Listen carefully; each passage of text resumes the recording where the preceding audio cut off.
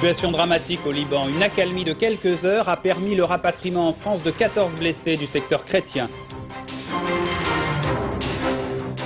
Fin du suspense à Moscou. Le projet de Gorbatchev a été adopté. Le Parti communiste va perdre son rôle dirigeant. Recrudescence des accidents du travail en France. Plus de 3 morts par jour. C'est surtout le secteur du bâtiment qui est dangereux. La Guadeloupe, 4 mois après l'ouragan, difficultés de reconstruction et touristes envolés. Reportage dans ce journal. Bonsoir. Il y a un peu plus d'une heure, une caravelle s'est posée au Bourget. À bord, des blessés grièvement atteints. Ils viennent du secteur chrétien de Beyrouth, celui-là même qui depuis des jours subit les terribles combats entre chrétiens rivaux qui se déchirent. Le secrétaire d'État français à l'action humanitaire, Bernard Kouchner, a pu les faire évacuer à l'occasion d'une accalmie des combats pendant quelques heures seulement. Véronique Tavot les attendait au Bourget. La fin du cauchemar, 18h, la caravelle transportant les rescapés de Beyrouth-Est se pose sur l'aéroport du Bourget. À bord, 18 blessés dont 3 enfants de moins de 15 ans. Éclats d'obus, de mortiers, brûlures profondes, tous sont dans un état très grave. Tous viennent des 3 hôpitaux de Beyrouth-Est qui multiplient les appels de détresse et les demandes d'aide d'urgence débordées par l'afflux de blessés. Les médecins à Beyrouth ont fait un travail formidable, en particulier les chirurgiens, les anesthésistes réanimateurs, puisqu'on voit des malades qui ont été opérés dans de très bonnes conditions, qui sont bien entendu dans des couloirs, c'est vrai, mais à qui on a fait des soins tout à fait adaptés et tout à fait modernes. Je crois qu'on a emporté un certain nombre de malades parce qu'il fallait bien les prendre ici en France, mais ils avaient déjà été très bien soignés. Grâce à une accalmie, les blessés ont pu être évacués ce matin de Beyrouth-Est. Un cessez-le-feu qui n'aura duré que 90 minutes. Un répit pour un convoi d'ambulances transportant les blessés les plus graves jusqu'à l'aéroport de Beyrouth. Ce soir, un à un, ils ont été très lentement évacués vers les hôpitaux de Paris et de la région parisienne. Pour eux, l'enfer des bombes est terminé. Les combats au Liban, je vous le rappelle, ont déjà fait plus de 300 morts et plus de 1000 blessés en une dizaine de jours. Le geste humanitaire de la France est donc symbolique et politique. Écoutez ce que disait M. Kouchner tout à l'heure à Beyrouth. C'est une goutte d'eau dans la mer. On ne peut pas évacuer tous les blessés de ce Liban. Il y en a partout dans les caves, il y en a aussi dans les hôpitaux. Et ce qu'il faudrait vraiment, c'est que cette trêve, nous avons pu obtenir une trêve pour que ces blessés passent de l'Est à l'Ouest et d'un hôpital surchargé à cet avion et aux hôpitaux de la France. Il faudrait que cette trêve se prolonge, il faudrait que les gens se parlent, il faudrait que cesse cette guerre une fois pour toutes, cette guerre de 15 ans, cette guerre absurde où tout a été essayé. Et là-dessus, l'humanitaire comme le politique sont un peu pessimistes. Justement, avez-vous rencontré des difficultés en arrivant? Puisque vous avez dû séjourner plus de 24 heures ici avant de passer de l'autre côté. 48 heures, ça fait 15 ans que je viens au Liban, alors c'est pas grand-chose. Et puis les difficultés que j'ai rencontrées par rapport aux difficultés que ces gens ont vécues, aux difficultés que le peuple libanais, tous les Libanais rencontrent, ne sont rien du tout et ça n'a aucune importance. Nous avons fait notre travail et notre devoir. La France a été là, présente comme elle l'est depuis le début du conflit, comme j'espère elle le sera jusqu'à la fin, c'est-à-dire jusqu'à la paix. Qu'est-ce que vous comptez faire au juste? Participer au mieux de nos possibilités à l'élargissement de cette trêve, qu'elle soit un peu moins miraculeuse, et faire ce que le président de la République française et le gouvernement demandent à faire. Oui, effectivement, la trêve est de très courte durée. Les troupes du général Aoun et les forces libanaises de M. Jaja se battent avec férocité. Ils s'affrontent pour la suprématie dans l'enclave chrétienne du Liban. Le point tout de suite, Pierre Serra. Depuis hier, une accalmie relative et intermittente semble s'établir dans le Beyrouth chrétien. La population a pu s'approvisionner, les tirs ayant baissé d'intensité. Nous sommes ici à Dbaïé, la ville côtière, point stratégique des forces libanaises, investie hier par l'armée du général Aoun. La ville est détruite à 80%, les soldats avancent prudemment, il y a encore des tireurs isolés et les rues ont été minées. En réussissant à occuper cette ville clé, les forces fidèles au général Aoun ont marqué un point très important dans la bataille qui se déroule. Du coup, celui qui se veut le chef du camp chrétien se déclare prêt à discuter, mais sans doute aux conditions qu'il fixera lui-même. Il accuse en tout cas les puissances étrangères, et notamment les États-Unis, d'avoir provoqué cette bataille et ce massacre pour le faire partir, mais assure-t-il jamais il n'acceptera la solution des accords de Taïf. À Moscou maintenant, une longueur exceptionnelle pour un plénum du Parti communiste. Il vient de se terminer à l'instant. Il avait été rallongé d'une demi-journée, pour ce matin donc, et il durait encore il y a quelques minutes dans la capitale soviétique. Pourtant, Mikhail Gorbatchev semble avoir gagné face aux conservateurs puisque les membres du comité central du PC soviétique ont adopté sa plateforme politique, avec notamment l'abolition du fameux article 6, c'est-à-dire l'abolition du rôle dirigeant du Parti communiste en URSS. À Moscou, Jérôme Bonny, Maryse Richard. Bousculade pour les premiers échos d'un plénum historique au début de cet après-midi sur la place Rouge lors d'une interruption de séance. L'un des membres de ce plénum, le deuxième secrétaire du Parti communiste du Kazakhstan, vient de voter la plateforme politique novatrice qui servira de base au 28e congrès du parti. Est-ce que la plateforme a été votée? Oui. Oui, la plateforme a été votée. La discussion était très animée. Dans la salle, il y a beaucoup de micros et la plupart des participants ont pu s'exprimer. Cette plateforme vise à la démocratisation du parti et de toutes ses instances.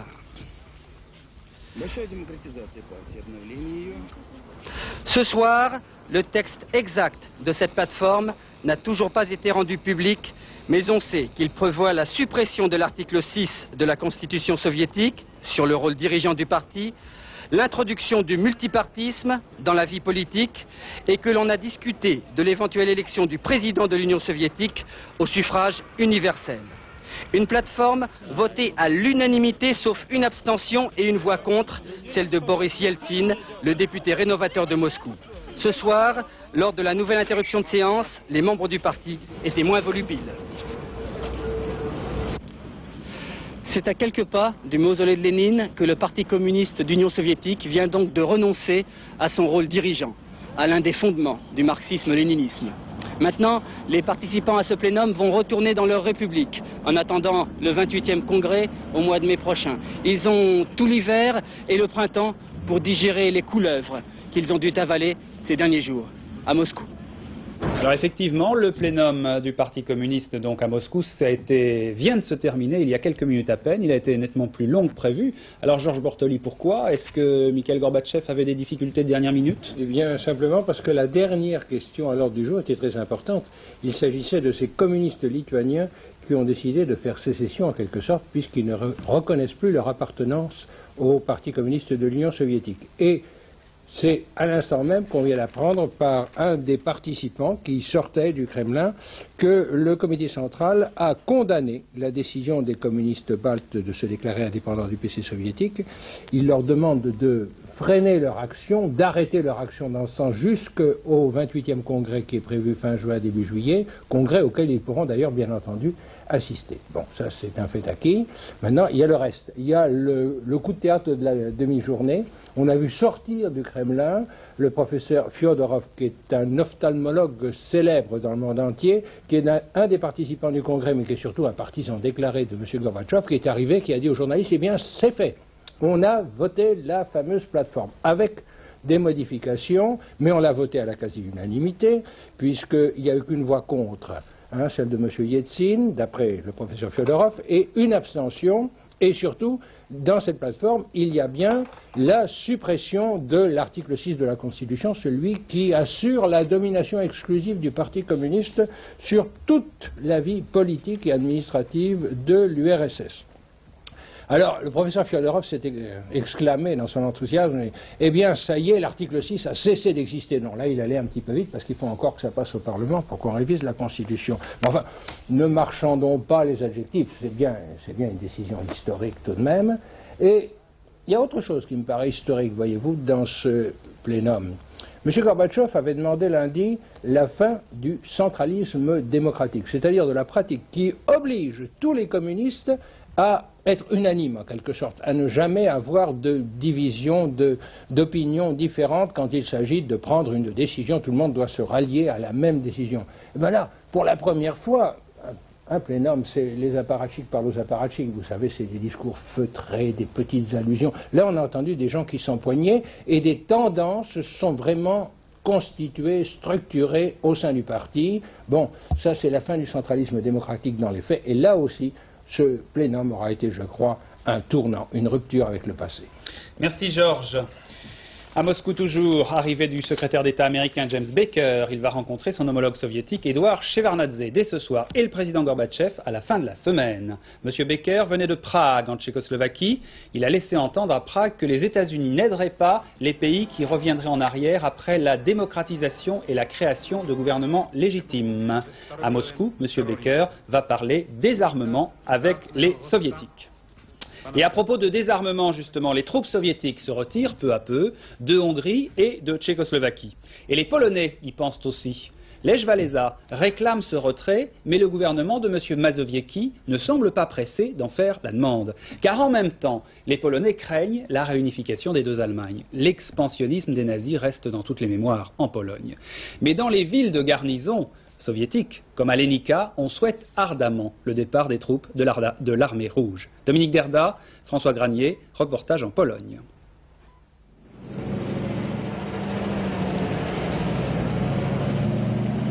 Nuit et jour, Legnica résonne du bruit incessant des camions soviétiques. La plus importante garnison de l'armée rouge en terre polonaise. 3 divisions, peut-être plus. Tout ce qui touche aux troupes soviétiques est totalement secret. Interdiction formelle de les approcher, de les interroger et plus encore bien sûr de les filmer. Partout, les mêmes slogans, peints à la hâte, soviétiques, rentrez chez vous.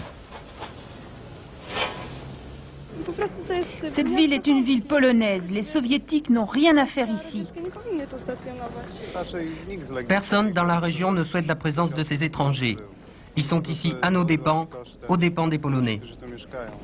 Les amis, on a toujours plaisir à les recevoir chez soi. Eux, ils se sont invités tout seuls, sans rien demander. Selon les termes de l'accord passé entre la Pologne et l'URSS, les troupes soviétiques sont stationnées ici temporairement, depuis 45 ans. Historiquement, et sauf pendant de très courtes périodes, l'armée russe n'a cessé de nous envahir depuis 3 siècles. L'armée rouge a toujours été le symbole de notre dépendance vis-à-vis de l'Est. Si les soviétiques partaient, cela serait très important psychologiquement pour tous les Polonais. Ça signifierait qu'enfin, nous avons retrouvé notre liberté. Pour filmer ces hélicoptères soviétiques, nous avons dû déjouer un instant la surveillance constante de la sécurité polonaise. Le sujet est sensible. Il n'existe par exemple plus aucune carte de la ville depuis 20 ans. Et si les Polonais crient « les Russes dehors », ce n'est pas et de loin que pour des raisons de souveraineté nationale. Vous savez, il faut vraiment qu'ils s'en aillent. Il y a une telle crise du logement. Ils occupent tellement de maisons, d'immeubles, que s'ils fichaient le camp, on pourrait loger correctement 5% de la population. Ce sont ces immeubles dont rêvent les Polonais. À la périphérie de Legnica, les quartiers résidentiels pour officiers soviétiques. Des immeubles neufs dans lesquels ils emménagent peu à peu, laissant derrière eux des bâtiments comme celui-ci, rendu à la ville dans cet état, totalement dévasté. La pratique est, paraît-il, courante.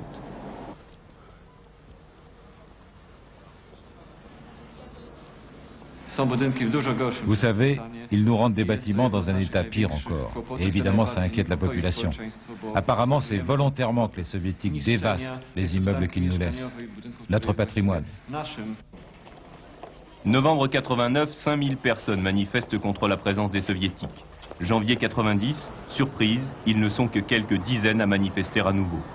Entre-temps, la Pologne s'est enfoncée un peu plus encore dans la crise économique.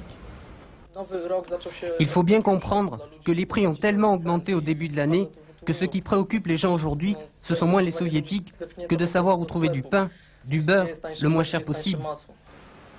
Dans quelques semaines, la statue à l'amitié soviéto-polonaise sera remplacée par une fontaine. À défaut de voir partir les soviétiques, c'est le symbole qui va disparaître. Une explosion encore en Tchécoslovaquie toujours, une explosion au sens propre du terme. Cela s'est passé dans un arsenal d'armes soviétiques sur la base de Libava, à 300 km de Prague. Une explosion accidentelle alors que les soldats soviétiques détruisaient des grenades anti-chars. Pas de victimes heureusement, mais une explosion qui fait mauvais effet au moment où les Tchèques discutent justement à Moscou du retrait des troupes soviétiques de Tchécoslovaquie. En France, confirmation au Conseil des ministres ce matin, un sursis pour la Loire. Le gouvernement renonce à 2 des 4 barrages prévus sur le plus grand fleuve français. Nous vous le disions dès hier soir, en tout cas la construction de ces barrages est repoussée. C'est une victoire des écologistes. Alors il s'agit du barrage de Chambonchard, sur le Cher, un affluent, et celui de Serres-de-la-Phare, près du Puy. Claude Sampère et Roland Théron se sont rendus dans cette belle région de Haute-Loire. Soupir de soulagement. La Loire pourra donc continuer à couler tranquillement près de Serres-de-la-Phare. Cela faisait 2 ans qu'écologistes et habitants de la région luttaient contre le projet d'établissement d'un barrage sur le fleuve. Alors le barrage était prévu ici, rive gauche vers le Rocher et rive droite vers la petite forêt. Et tout le Valais aurait été noyé sous 60 mètres de l'eau, pratiquement jusqu'un peu en dessous de ces petites châteaux là-haut. Si le barrage avait existé, c'est au total près de 14 km de gorges sauvages, encore intactes, qui auraient disparu sous les eaux. L'association SOS Loire Vivante, qui a mené la lutte contre ce barrage, pousse aujourd'hui un soupir de soulagement. On reconnaît officiellement que le projet de barrage de Serres-de-la-Phare ne tenait pas la route et que nos arguments, eux, étaient des arguments sérieux. Seulement un délai, une attente, nous restons tout à fait vigilants. À quelques kilomètres de là, les habitants du petit village de Collens restent eux aussi tout à fait vigilants. En cas de barrage, c'est tout leur village qui serait englouti sous les eaux. Et pour Marie-Rose, 84 ans, pas question d'abandonner sa maison. Moi, je ne me suis pas battue longtemps pour qu'on noie mon village. Hein. Je voudrais qu'on reste ici, ma maison telle qu'elle est. Hein. Moi, je ne veux pas qu'on fasse des barrages écréteurs. Je ne le veux pas. Hein. Non, moi, je me bats contre les barrages de tout. Je veux la Loire, qu'elle soit telle qu'elle est. Désormais, les habitants de Collens devraient pouvoir poursuivre leur vie tranquille. Une vie à l'ombre d'un site absolument magnifique. Oui, à ce même conseil, le Premier ministre Michel Rocard a fait le point sur le problème de l'intégration des immigrés. Pour M. Rocard, il s'agit de mieux maîtriser l'afflux des immigrés, et notamment de ceux qui demandent l'asile politique. Et à cette fin, l'OFPRA, l'Office qui s'occupe des réfugiés, voit son budget triplé. Une statistique inquiétante publiée hier par le ministère du Travail, le nombre de morts dans des accidents du travail en 88. Plus de 1000 victimes en une seule année. Cela veut dire qu'il y a 3 morts et de nombreux invalides chaque jour dans des accidents sur les lieux de travail. Plus grave, ce chiffre qui avait longtemps diminué au fil des années se met à remonter. Et c'est dans le bâtiment que les accidents sont les plus nombreux. Christophe Marté. 20 fois par jour, les sapeurs-pompiers de Paris interviennent pour porter secours à des accidentés du travail. Dans les ateliers, les usines, les entrepôts, mais le plus souvent sur les chantiers. C'est là où l'augmentation du nombre d'accidents a été la plus forte en 1988. Pour les professionnels, cette augmentation est liée à la reprise de l'activité et à l'arrivée des jeunes. On n'a pas négligé l'aspect sécurité. Disons qu'il y a de nouvelles couches d'intervenants sur les chantiers qui n'ont peut-être pas la culture, qui n'ont pas l'expérience et qui petit à petit doivent se former. La croissance du secteur n'explique pas tout. Selon les syndicats, c'est une nouvelle organisation du travail qui s'est mise en place, avec un recours de plus en plus massif au travail précaire. Actuellement, on trouve sur les chantiers beaucoup de gens qui ne sont pas formés, qui ne sont pas habitués. Alors, sous toute forme de contrat possible et imaginable, intérim, contrat à durée déterminée, sous-traitants, faux artisans et même travail clandestin carrément. Et tous ces gens-là sont à des postes souvent très dangereux. Vu la précarité de leur emploi, ils n'ont jamais été formés. Ils sont soumis à n'importe quelle directive, ils n'ont pas moyen de se défendre. Et donc, ils n'ont pas la formation nécessaire pour éviter les accidents, pour s'habituer à travailler en sécurité. Et les chiffres sont là. Les intérimaires sont 2 fois plus souvent victimes d'accidents du travail. L'un des dossiers épineux sur le bureau de Monsieur Sécurité, que le gouvernement va nommer dans les jours qui viennent. En politique, Jean-Marie Le Pen revient sur la fameuse affaire du détail. Le président du Front National déclare dans un entretien qui sera publié demain par le quotidien de Paris, je cite, « C'est une évidence que les chambres à gaz sont un détail dans l'histoire de la Deuxième Guerre mondiale ». Cette petite phrase, déjà prononcée en septembre 88 sur l'antenne de RTL, avait provoqué, vous vous souvenez, des vagues d'indignation. Eh bien, pour Jean-Marie Le Pen, le mot « détail » peut se lire de deux façons. Un détail peut être insignifiant ou essentiel, dit-il. Fin de citation. Économie, lever le secret bancaire en France, mais aussi dans les autres pays occidentaux. C'est la volonté des principaux pays qui luttent contre le trafic de drogue. Pour lutter contre la drogue, il faut s'attaquer à l'argent de la drogue, et cet argent transite presque toujours par les banques. En général, ce qui se passe dans les banques est plus ou moins secret. Très secret en Suisse, par exemple, moins en France. Le secret bancaire devrait donc être levé dans tous les principaux pays occidentaux. Pierre Bérégovoy, le ministre de l'économie et des finances, nous l'annonçait dès hier soir dans ce même journal. Alors qu'est-ce que ça signifie concrètement? Claire Chazal. Aujourd'hui, une banque française n'a en principe pas le droit de donner la moindre information sur les comptes de ses clients. Elle est soumise au secret bancaire. En pratique, c'est plus souple. Le secret est levé si le fisc enquête ou si le juge le demande s'il soupçonne, par exemple, qu'il y a eu délit de blanchiment de l'argent. Ce délit existe en France, mais pas encore en Suisse ou au Luxembourg. Les trafiquants sont donc de fait mieux protégés dans ces pays. L'idée du gouvernement français est de permettre aux banques d'alerter, d'informer spontanément l'administration dès qu'une rentrée d'argent leur paraît suspecte, et donc de les délier du secret bancaire. Pour le banquier, la tâche risque d'être délicate. L'argent de la drogue est très souvent mêlé à des recettes provenant d'opérations commerciales normales, et d'autre part, les banquiers n'ont pas de pouvoir d'enquête, d'investigation, comme peuvent en avoir, par exemple, la police ou certaines administrations. Il leur faudra notamment détecter les trafiquants qui cachent de grosses sommes en les répartissant dans de multiples petits comptes.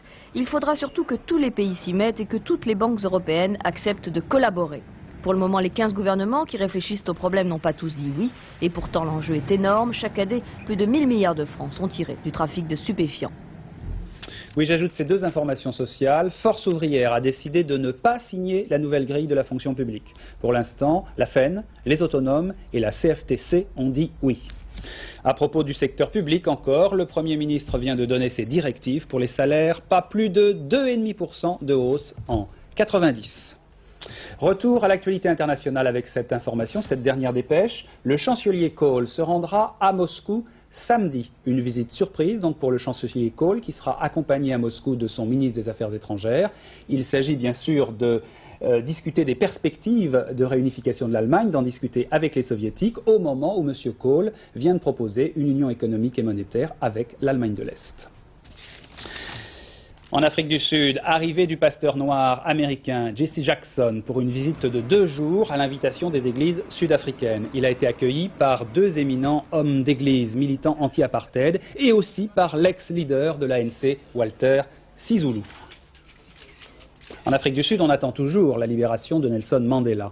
Mais cette libération du leader noir et aussi la légalisation de l'ANC, le Congrès africain, commence à susciter des remous à droite. L'extrême droite sud-africaine est furieuse. Elle veut partir en campagne pour organiser la résistance des Blancs, entre guillemets. Martine Laroche-Joubert, Alain Saint, en Afrique du Sud. Au-delà des rituels, derrière les façades si classiquement victoriennes du Parlement du Cap, des affrontements politiques déchirent les Sud-Africains blancs, affrontements à huis clos pour le moment. Les députés conservateurs, un tiers des votes, n'encaissent pas le dernier discours du président de Klerk, comme celui-ci, violemment hostile à la légalisation de l'ANC, le mouvement anti-apartheid, et à la libération de Nelson Mandela. Nous allons montrer qui est réellement Frédéric de Klerk. Nous organiserons des centaines de meetings en Afrique du Sud. Nous allons distribuer des millions de tracts. Des foules considérables viendront et nous les informerons qu'elles ont été trompées par cet homme et qu'il n'a plus qu'à tenir de nouvelles élections. Il ne peut pas y échapper. Simple intimidation ou volonté réelle de bouleverser la vie politique du pays, l'Afrique du Sud avance encore en zone de turbulence. La Roumanie maintenant, où la vie continue hors des querelles politiques. L'un des grands problèmes, notamment à Bucarest, c'est le logement. À côté des nouveaux appartements somptueux construits par Ceausescu pour les privilégiés du régime, la population habitait souvent dans des logements précaires et elle y habite encore, des bidonvilles même. Pour les habitants de Bucarest, c'est donc la course au logement. Pascal Guimier, Roger Mathurin, en Roumanie. Bucarest, la vitrine de l'ancien régime, plus longue, plus large que nos Champs-Élysées, l'avenue mène à un palais resté vide. Bucarest et ses quartiers oubliés. Chez les pauvres parmi les pauvres, c'est le trop-plein. Les plus vieux sont condamnés à rester ici, dans des taudis. J'ai travaillé 37 ans, je n'ai pas d'argent pour m'habiller, alors vous pensez, pour acheter un appartement? Pendant longtemps, on a fait des demandes officielles pour un appartement, mais on n'a jamais eu les 20 ou 25 000 lei. Les 20 ou 25 000 lei de pot de vin pour le directeur des constructions. Un dessous de table équivalent à plus d'1 an du salaire de base roumain. Le nouveau pouvoir l'affirme, ces pratiques-là sont bel et bien révolues. Tiberiu, lui, est né et a toujours vécu ici. Aujourd'hui, il va enfin pouvoir réaliser son rêve, vivre en HLM et quitter ce 2 pièces où il s'entassait à 6, sans l'eau courante. J'ai attendu 18 ans sous Ceausescu, 18 ans. Mais depuis la Révolution, on a obtenu l'appartement en 1 semaine, pas davantage. Les appartements sont propriété de l'État, répartis par la municipalité, mais ce sont les employeurs, les entreprises qui établissent la liste des locataires prioritaires. Pas question alors de déplaire à son patron. Ce système va probablement changer. Avec une nouvelle loi, par exemple, on pourra certainement faire des emprunts pour acheter, par exemple. Parce que si quelqu'un ne travaille pas dans une entreprise, il n'a pas d'argent. S'il n'a pas d'argent, il n'a pas de logement. Donc c'est un cercle vicieux.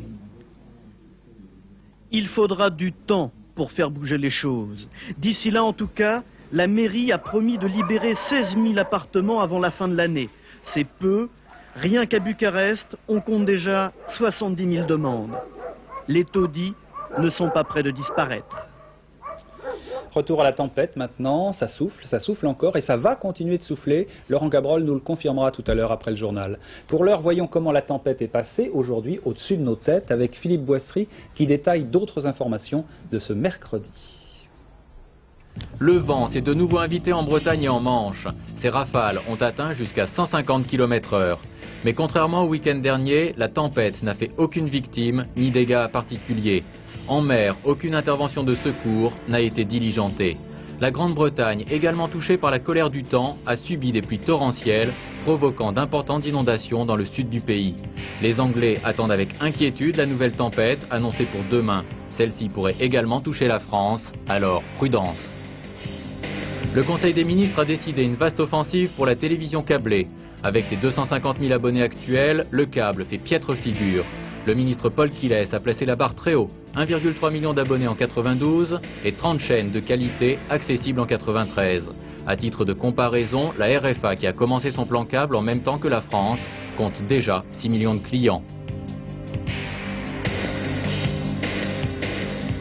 Les adieux au stade du Pelé Blanc. Le Brésilien Zico a disputé son match de jubilé hier soir au Maracanã de Rio avec son club de Flamengo. Face à lui, une sélection mondiale de stars des années 80 comme Gentile, Breitner, Kempes, Falcao, Rummenigge. Nostalgie, nostalgie.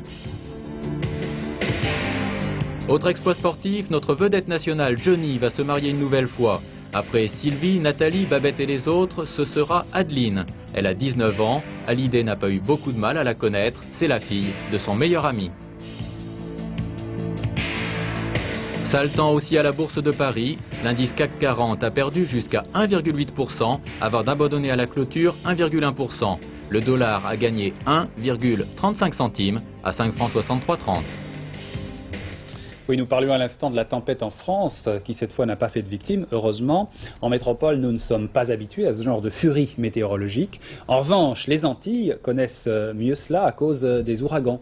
Le dernier, il y a 4 mois, a été un véritable désastre pour la Guadeloupe. Et la reconstruction n'est pas aisée. En Guadeloupe, les palmiers repoussent plus vite que les maisons. Agnès Poirier et Claude Barnier, reportage au Moule. Janice n'était pas retournée chez elle depuis 4 mois, depuis la nuit où le cyclone Hugo a détruit sa maison de planches et de tôle. Elle a sauvé ce qu'elle a pu, quelques vêtements, quelques meubles, et elle est partie avec ses 5 enfants. C'est dur. Il y a des fois que j'envoie les enfants sans manger à l'école. Ils ne plaisent pas, c'est ça qui c'est ça qui m'encourage avec mes enfants, ils ne se plaisent pas. Depuis 4 mois, Janice habite sous une des tentes que le gouvernement a envoyées après le cyclone. Elle survit grâce aux allocations familiales. Ils sont une 50aine ici, des familles nombreuses, des personnes âgées, sans ressources, sans terrain, sans rien. Ils attendent que la municipalité leur vienne en aide. Si j'avais 6 mois encore ici, je vais éclater. Je vais éclater, c'est vrai, je vais craquer. 4 mois après Hugo, la commune du Moule est encore à reconstruire. À l'hôtel des Alizés, dévasté par le cyclone, on reloge des sans-abri. Chacun se débrouille avec les colis de nourriture et l'indemnité de 1500 francs donnée par le gouvernement français. Heureusement, la famille et les amis sont là. Lydia, avec ses 3 enfants, dort chez sa sœur depuis le cyclone. La journée, elle revient cuisiner chez elle, dans sa maison, livrée au vent et à la pluie. Pour Janice, pour Lydia, le temps presse. Mais à la mairie du Moule, on veut profiter du passage du cyclone pour rénover l'habitat insalubre. Actuellement, si l'on veut faire une bonne urbanisation, il faut empêcher ces gens de reconstruire et proposer des programmes d'ici, je pense que d'ici 1 mois et demi, 2 mois, nous allons commencer à faire un logement collectif. Au-delà Brigitte, Thomas, Gina. Ils attendent d'être convoqués à la mairie du Moule. S'ils ont aussi perdu leur maison, eux possèdent quelques mètres carrés de terrain. Aujourd'hui, opération spéciale. Leur acte de propriété, le montant de leurs revenus, leur situation familiale ont été examinés et un logement social entièrement financé par le gouvernement leur a été accordé. En quelques heures, à la mairie du Moule, 75 permis de construire ont pu être délivrés. Quelques jours encore et le premier logement social sera terminé. Bois, poutrelles et béton, tout est conçu, nous dit-on, pour résister au cyclone. Le mari de Catherine travaille à la mairie. Ça a peut-être, reconnaît-elle, un peu facilité les choses. Depuis que sa maison a été emportée par le cyclone, elle vit avec sa fille chez ses parents. Au début, on voulait le cyclone Hugo, hein. On en voulait beaucoup. Mais le fait que maintenant on a une maison déjà un peu plus belle que la nôtre,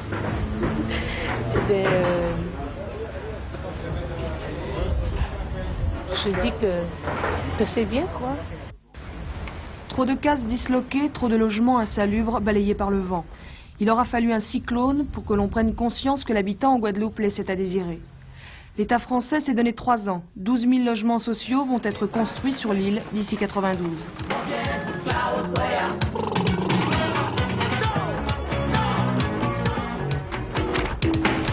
Si la Guadeloupe se relève lentement, les hôtels, eux, sont comme neufs. Rénovés, réparés, repeints en un temps record sur le compte des compagnies d'assurance. Neufs, mais déserts. Les touristes ont cet hiver préféré la Martinique sur les conseils des agences de voyage. Beaucoup de gens qui sont dans le tourisme, qui ont carrément rayé la destination au niveau de leur agence de voyage. Et puis beaucoup de gens qui connaissaient et puis qui nous ont dit vraiment, si vous voulez vous régaler, il faut aller ailleurs qu'ici. On a eu envie de venir, on est venu, je veux dire, mais vraiment au niveau animation, il n'y a rien ni personne. Peu de monde, c'est vrai, dans ce petit restaurant du bord de mer à Saint-François. Et Monsieur Serge, le patron, a dû se séparer de 3 de ses employés.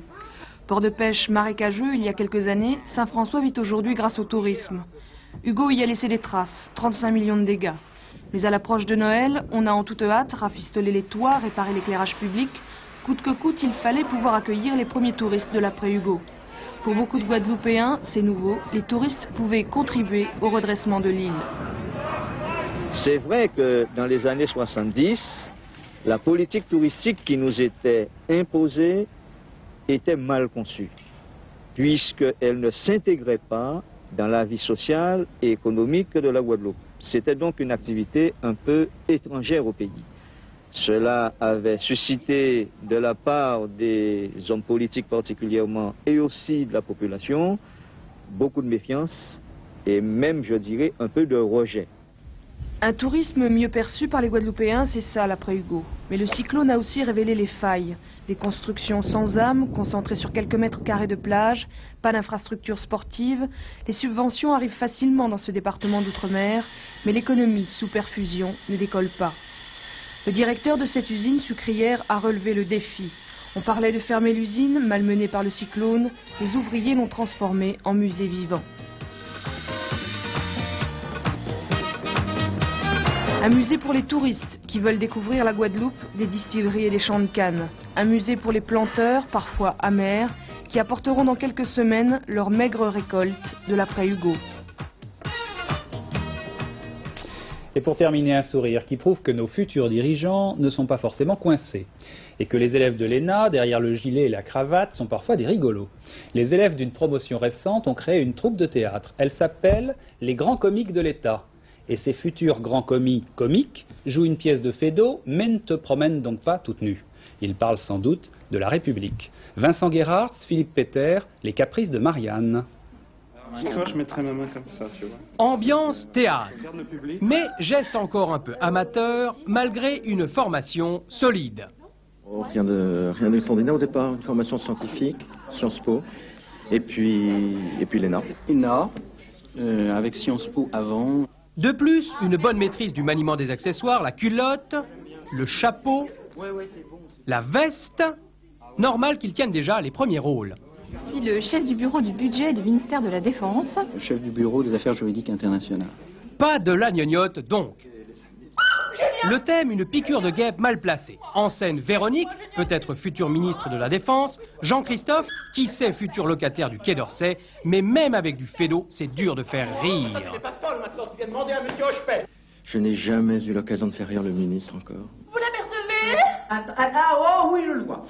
Oh là, je dépasse tellement. Pourtant, parmi leurs aînés en politique, il y en a bien qui les inspirent, non? Oh, c'est difficile de les citer, vous savez. Hein. Je ne sais pas s'ils me pardonneraient. Allons, un petit effort. Georges Marchais, Charles Pasqua, qui je trouve ont en plus des gueules... Et votre crainte, c'est de vous dire si le CRS, si le CDS...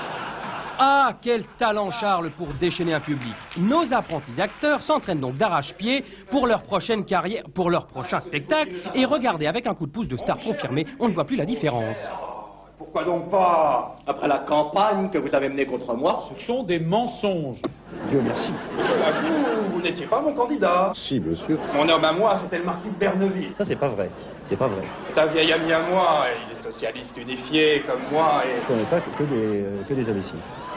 En attendant de brûler les planches, nos énarques vont se rhabiller, en espérant que pour leurs prochaines apparitions en public, ils auront l'occasion, comme savent si bien le faire Raymond et Jacques, de saluer humblement l'assistance en remerciement des bravos mérités. Voilà, quelques chiffres maintenant comme d'habitude, des pronos. Ce sont ceux du tiercé pour demain, les pronostics de Pierre Edbresse à Vincennes. Le 2, le 5, le 4, le 9, l'As, le 8, le 7 et le 6. Je ne me suis pas trompé cette fois. 22h15, n'oubliez pas Les Fruits de la Passion, l'émission sportive de Gérard Holtz.